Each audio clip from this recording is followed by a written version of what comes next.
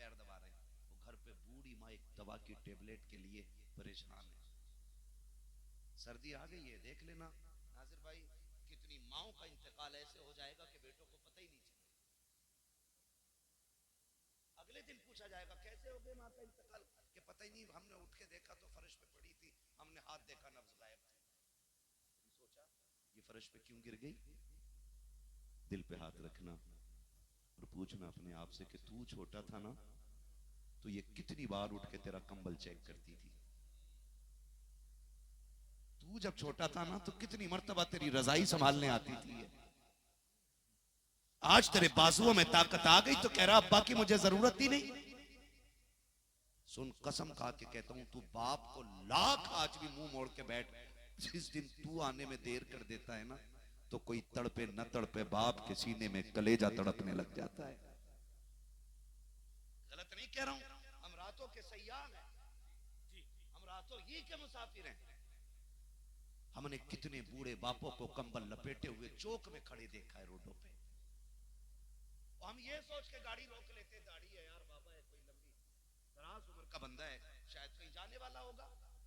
गाड़ी रोकी, हमने कहा चाचा किधर जाना, उसने यूं मुड़ के देखा, कहा बस कहीं नहीं, यहीं तक आया था। रात के 11 बजे हो,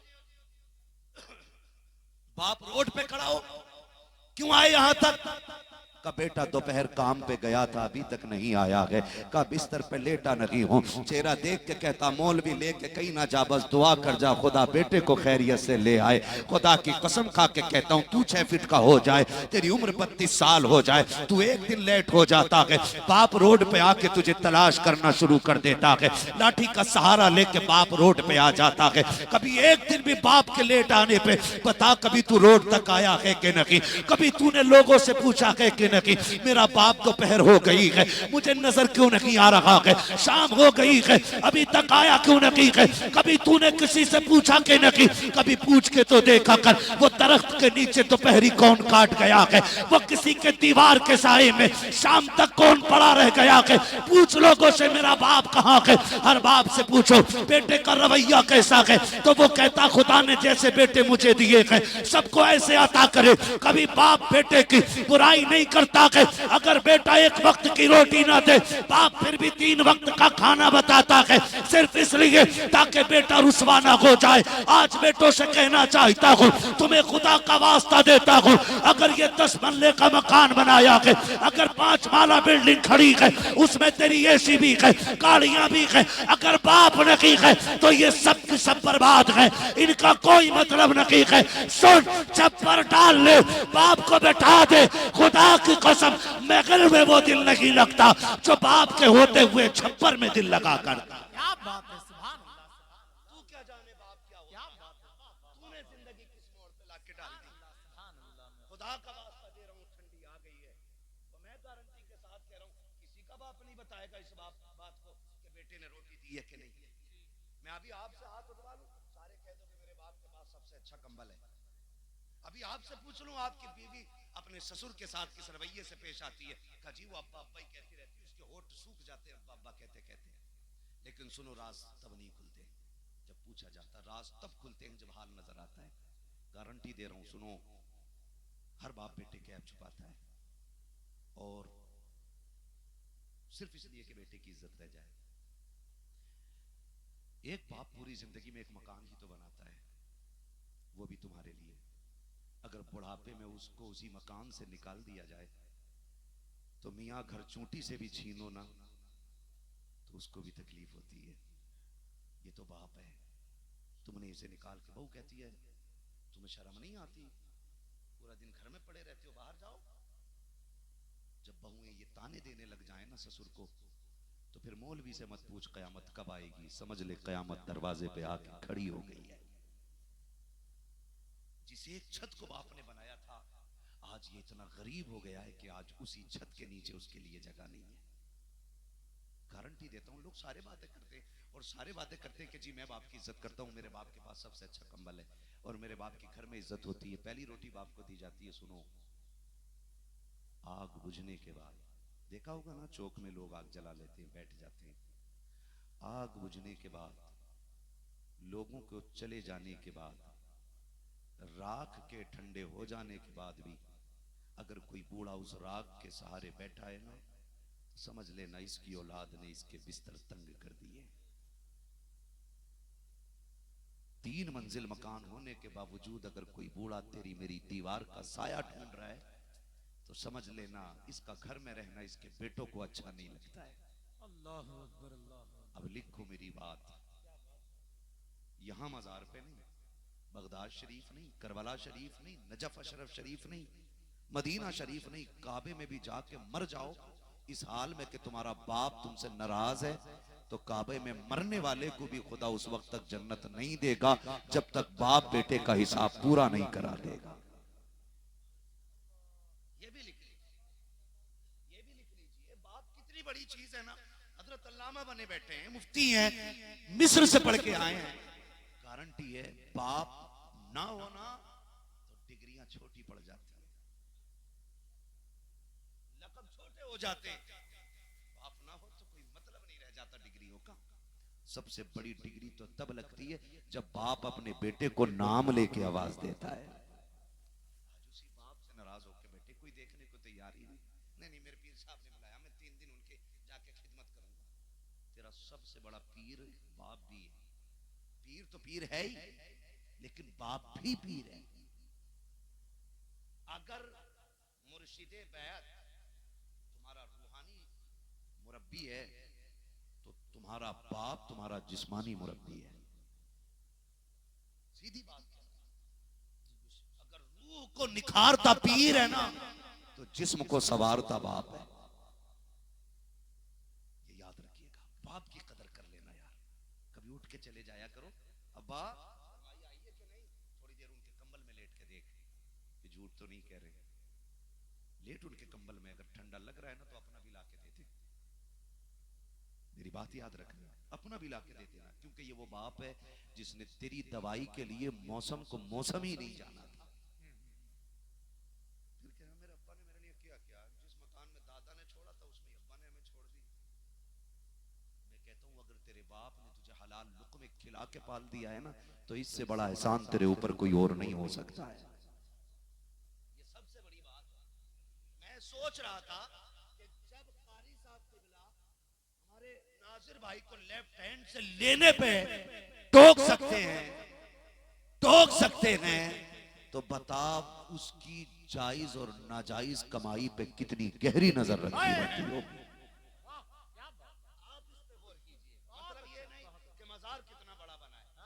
मतलब ये भी नहीं कि मुरीद कितने लापता ऐसे होते हैं कि खुदा की बारगाह के मकबूल होते हैं, कोई गारंटी नहीं है। तो हलाल लुक़्मे सबसे ज्यादा अहम है। बाप ने पाल दिया, मुझे तो तकलीफ होती है। मुझसे एक जवान ने फोन करके कहा था, मौलाना आपकी तकरीर मेरे अब्बा बहुत सुनते हैं, आप एक फोन करके उनसे कह दो कि वो रक्षा चलाना छोड़ दें। मैंने कहा क्यों? का बड़ी गैरत आती है जब लोग रक्षा चलाने वाले का बेटा कह के आवाज देते हैं। मैंने कहा कब से चला रखे हैं तुम्हारे बाप रक्षा? कहते वो अपनी जवानी से नहीं बल्कि जब से होश संभाला है तब से रक्षा चला रखे हैं। मैंने कहा फिर तो तू उसके तलवों को चूम लिया कर, उसके कदमों को बोसे दिया कर। उसने कहा क्यों? मैंने कहा एहसान मान रब का कि उसने ऐसा बाप दिया है कि जो पसीना बगा के खिलाता है, गरीब का खून निचोड़ के नहीं खिलाया करता। करेंगे इंशाअल्लाह बात।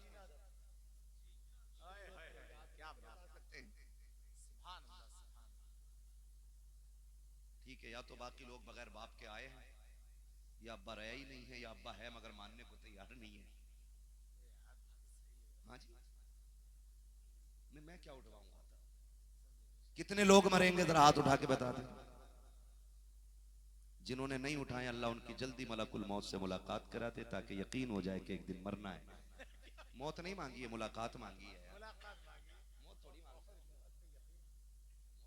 पक्का हो जाएगा ना, फिर मरना ही है ना, मरना है ना। तो कितने लोग चाहते हैं कि खुदा हमसे राजी हो जाए। जितनों ने हाथ उठाए अल्लाह हुजूर के सदक़े में सबको रब से राजी कर दे और सब से रब को राजी फरमा। सुन रहे मेरी?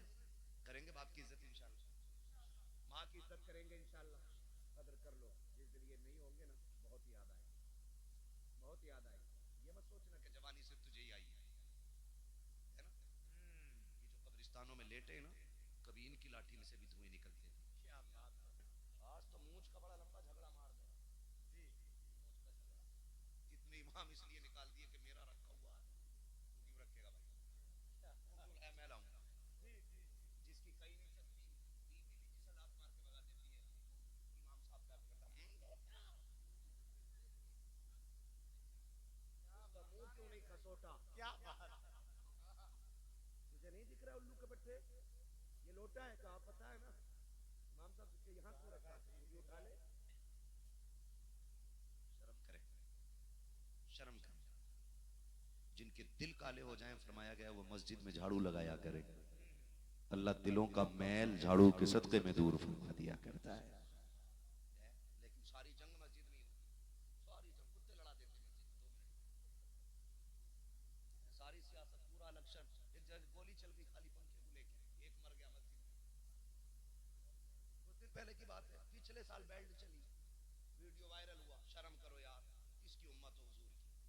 मैदान क़यामत का एक नक्शा ये भी होगा कि जब इस उम्मत के गुनाहगारों को फरिश्ते जहन्नम की तरफ लेके जाएंगे तो कुछ फरिश्ते उन्हें देख के रोएंगे। जब रोएंगे तो वो गुनाहगार कहेगा जहन्नम में मैं जा रहा हूं, तुम क्यों रो रहे हो।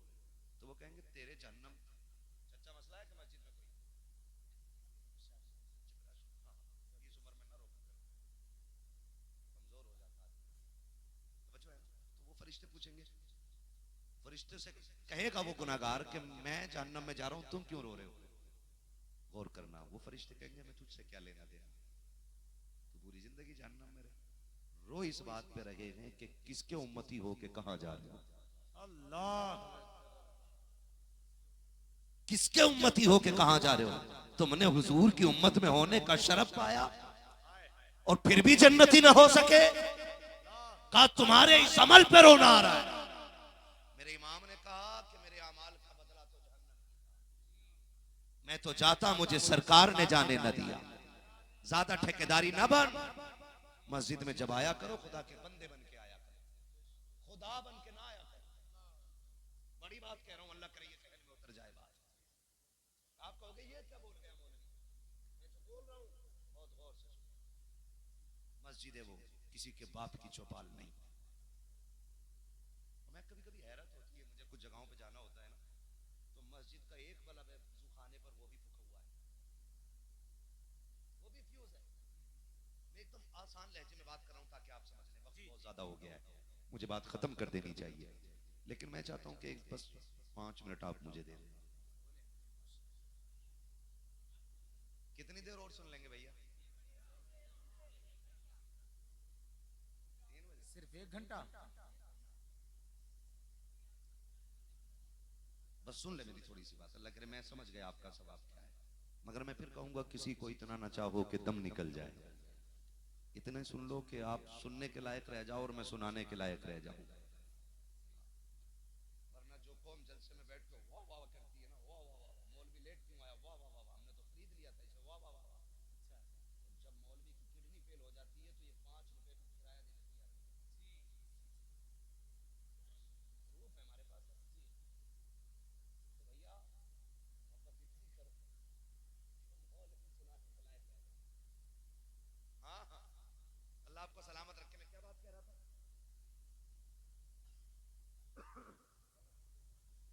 मस्जिद में जब आया करो ना, बंदे बन के आया करो। मस्जिद में जाओ तो एक बल्ब वो भी फुका हुआ है, और अपने घर की एक कुमकुमिया भी अगर फेल हो गई ना, फौरन लाइट में छोड़ बैठे हो, दुनिया बंद हो गई, तेरी टिम जलाने भी आ जाता है। अल्लाह के घर में अंधेरा रहता है, फिर किस मुंह से कहते हो कि हम अल्लाह से प्यार करते हैं। है कोई शिकल, आज ले उनकी पनाह मदद मांगू, कल न मानेंगे कयामत में अगर मान गया।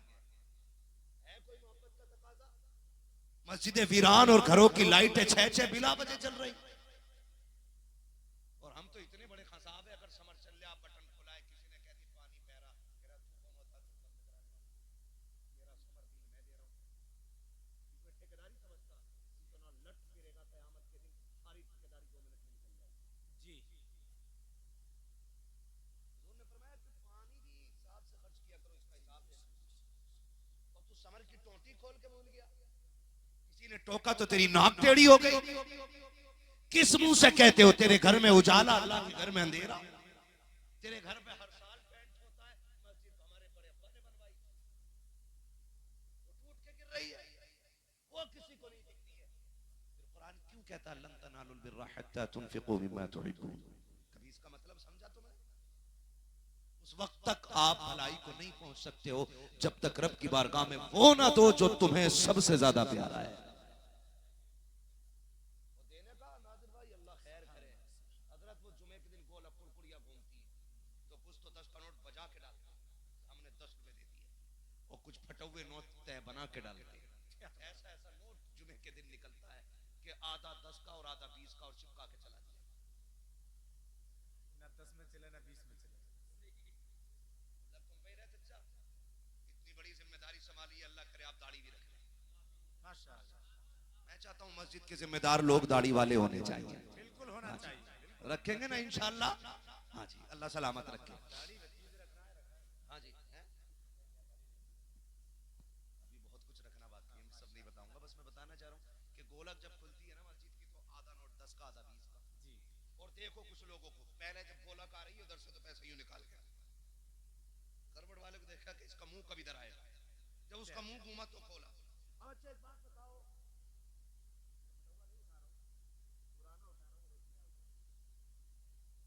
सब चलते हैं स्टेज, ये कितने का है?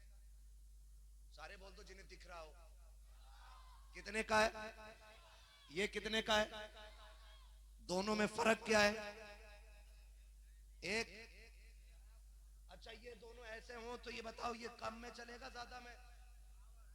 जोर से। लेकिन मस्जिद में ऐसे करके 6-7 नोट लेके बैठा होगा, उसमें छांट लिया फटा हुआ कौन सा? ये ऐसे अब डाल दिया। तू क्या लगता है? जो तेरे दिल के वसवसों को जानता है खुदा, वो तेरी इस चोरी को नहीं जानता? क्या वो फरिश्तों में जिक्र नहीं करता होगा कि मुझसे मोहब्बत का दावा और फटा नोट मुझे दे के जा रहा है, नया नोट ये लेकर के जा रहा है? क्या तेरा बिगड़ जाता जब तू रब की बारगाह में देख ही रहा था, नेक नियति से ये कहता नोट तो बराबर चलेंगे लेकिन खुदा को वो दूंगा जो सबसे ज्यादा नया होगा, खुदा को वो दूंगा जो सबसे ज्यादा अच्छा होगा। फटा नोट दे करके एक दुआ में 56 करोड़ मांगने वालों, दुआएं उनकी कबूल नहीं होती जो रब को फटा देते हैं। रब उनकी पहले सुन के अताएं करता है, उनको पहले देता है जो अपनी जान से ज्यादा खुदा से प्यार किया करते। सुभान अल्लाह, सुभान अल्लाह। डंडी मार रहा, इतनी डंडी मारी हो, इधर मरा बेटा, अगले दिन कह रहा मैंने अपने अब्बा को जन्नत में देखा। ले भाई फ्री में फौरन, ताकि लोगों में हुस्न ज़न पैदा हो जाए, अच्छा ख्याल, अरे इसका अब्बा जन्नती था। अरे अमल क्या था? कई बार कुत्ते को पानी पिला दिया था बस। और ये जो इंसानों का गला घोट के वो मरा है, ये जो 5-20 से हराम की जोत रहा था, इसका कोई हिसाब नहीं होना। खाली कुत्ते का पानी ले जाएगा तुझे जन्नत में। डरो अल्लाह से। कभी कभी सोचता हूँ हमें हो क्या गया, कब्र पे खड़े होकर बेटा कह रहा जिसका मेरे अब्बा पे कर्जा हो माफ कर दे या मुझसे ले ले। खुदा की मशीयत आवाज दे के कहती है मुंह बंद कर, अब किताब बंद हो गई है। हक का मसला था तो इसी को फाइनल करके जाना था। थप्पड़ इसने मारा था, माफी इसे मांगनी थी। गरीब को जलील इसने किया था तो गरीब के आगे हाथ इसे जोड़ने थे। अब तेरे हाथ जोड़ने से काम नहीं चलेगा। ये वही है ना जो पंचायत में बैठ के कहता था औकात मेरे जमीन में गाड़ दूंगा। ये वही है ना जो ये कहता था तेरे जैसों को मिट्टी में मिला दिया है। ये वही है ना जो कहता था तेरे जैसे मेरे जेब में रहते हैं। इसको रोज 70 मरतबा कब्र आवाज दे के कहती रही होश में आ जा, होश में आ जा, लेकिन इसने होश के नाखून नहीं लिए। मसीयत का नकीब कहता है अब तू जबान को ताला लगा, अब मैं इसे इसकी औकात याद दिलाऊंगा। और यारों कोई जमीन के ऊपर रोज छुपाने वाले मिल जाते हैं, लेकिन अगर कब्र में रोना पड़ा कोई छुपाने वाला नसीब नहीं होगा। इसलिए मैं चाहता हूँ मरने से पहले अपने हुकूक बराबर कर लो, एक दूसरे को राजी कर लो, आंख नाक मूंछ के झगड़ों को एक तरफ डाल दो और ये ऐलान कर दो कि मोहम्मद से वफा तूने तो हम तेरे है, ये जगह चीज है क्या लो हो कलम तेरे। सुभान अल्लाह, महफिल से उठ के नारा लगाए यार, सुभान अल्लाह, लगाए नारा। सारे लोग जवाब दे जरा मुझे। बहुत अच्छा, बहुत अच्छा, बहुत अच्छा।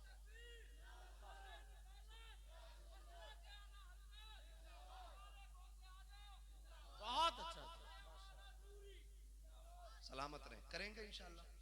आज के जलसे का एक पैगाम यह है कि पीर के मुरीद बन के रहना, पीर का पीर बन के नहीं रहना है। दूसरा पैगाम यह है वालिदैन की इज्जत करेंगे इंशाल्लाह। मुझे जो पर्चे में लिख के दिए गए थे वो 3-4 मौजू थे, लेकिन मैं इतने कम वक्त में सब पे बात नहीं कर पाया, उसके लिए माजरत खा हूँ। इंशाल्लाह कभी फिर आऊंगा तो जो बाकी बातें रह गई हैं मैं उन पे बात कर लूंगा। मेरा तीसरा पैगाम ये था कि आपको एक दूसरे से मोहब्बत के साथ रहना है। मस्जिद में कोई सियासत, कोई झगड़ा, इमाम साहब की गलतियां माफ करे अल्लाह, कह रहा है इमाम साहब के पीछे नमाज, वो कह रहा है जिसे अपनी निकाह में यूं ये कहते हुए मौत आ रही थी। हाँ, इतना बड़ा जाहिल इमाम बेचारा कह रहा है कहो युही व युमीत, तो हुई हुई कर रहा है, ये नहीं कह पा रहा। वो कह रहा है इमाम साहब के पीछे नमाज नहीं हो रही इनके हैं। जिसे सना सही से याद ना हो वो इमाम की गलती निकाल रहा, अपनी आखिरत बर्बाद ना करो। कब्रिस्तान जाया करो, टूटी कब्रें देखा करो, वहां पे कफन भी दिखाई देंगे, लकड़ियां भी दिखाई देंगी, धागे भी कफन के दिखाई देंगे। पूछना उन पे आवाज देके, कहो कैसी गुजर रही है। वो कहेंगे हम सोचते थे कि जिसके पास दौलत ज्यादा है वही इज्जत वाला है, जिसके पास इमारतें बड़ी हैं वो इज्जत वाला है, जिसके पास दुनिया की शान और शौकत है वो कामयाब है। तो वो कहेंगे जब कब्र में आए तो पता चला कि मिट्टी के नीचे जमीन का सिक्का नहीं, मोहम्मद अरबी की गुलामी का सिक्का चला करता है। वहां की तैयारी करके चलो यार। क्या क्या है यार, क्या है। कह रहे नहीं नहीं बात नहीं चली होने देनी है, बात औकात उस दिन पता चलेगी जब तेरे अपने बेटे भी तुझे हाथ लगा के सत्कार कर देंगे। मर जाए बंदा तो बेटे नहीं आते कपड़े उतारने, कह रहा ना भाई मुझे डर लग रहा है, कब्र में उतारने बेटे नहीं उतरते और तू मरा जा रहा है। औकात क्या है तेरी, हुए नामवर बेनिशां कैसे कैसे, जमी खा गई आसमां कैसे कैसे। बड़े बड़े चले गए और बड़े बड़े चले जाएंगे, मिट्टी में बचना कोई नहीं है। अल्लाह रसूल के लिए राजी हो जाओ, एक दूसरे को माफ कर दो, एक दूसरे से प्यार बांटो, मोहब्बतें बांटो। मस्जिदें इबादत की जगह होती हैं, शरारत की जगहें नहीं होती, सियासत की जगहें नहीं होती हैं। मस्जिद में आया करो, ऐसे बैठ जाया करो दुनिया देख के कहे एक ही सफ में खड़े हो गए महमूद व अयाज, ना कोई बंदा रहा ना कोई बंदा नवाज। मस्जिदों में आया करो तो रब के बंदे बन के बैठा करो, गर्दनें झुका के बैठा करो, वहां घमंड न दिखाना, तकब्बुर न करना, वरना सोच लेना जब अल्लाह गिराएगा कोई उठाने वाला नसीब नहीं होगा। जिस दिन वो तेरी कमर के घमंड का सरिया तोड़ेगा, उसने टेढ़ा कर दिया, कोई सीधा करने वाला नहीं मिलेगा। लाख दौलत लगा लेना, क्या तुमने नहीं देखा लोग 10-10 करोड़ लिए फिरते हैं, कहीं ये फोड़ा ठीक कर दो, डॉक्टर कहते हैं कुल कायनात भी दे देगा, तब भी कुछ नहीं होने वाला है। सिकंदर का नाम तो सुना होगा, दुनिया को फतह करने की फिक्र लेके चलने वाला, लश्कर जर्रार के साथ दुनिया पे कब्जा करने वाला, जंगल से गुजर रहा था, सांप ने काटा, जहर फैलने लगा, उसने अपने वजीर को बुलाया, कहा कि हाल क्या है। कहा तबीबों ने कह दिया है कि अब ये मर्ज घटने वाला नहीं है। उसने कहा कि मैं बचूंगा नहीं, कहा नहीं तबीबों ने कह दिया है जहर इतना फैल गया है कि अब तू बचने वाला नहीं है। उसने कहा एक काम करो, तो ऐलान कर दो कि कोई मेरी आधी दौलत ले ले और मुझे इतनी से दे दे कि मैं अपने वतन में जाके मर जाऊं। लोग हंसने लग गए, कहा कैसी बात कर रखे हो, आधी दौलत में भी कोई सांसें दे सकता है। उसने कहा ऐसा करो मेरी सारी जायदाद कायनात ले लो, मुझे इतनी सांसें उधार दिला दो कि अपने वतन में मर जाऊं। तो उसके साथ अहले अकल लोग थे,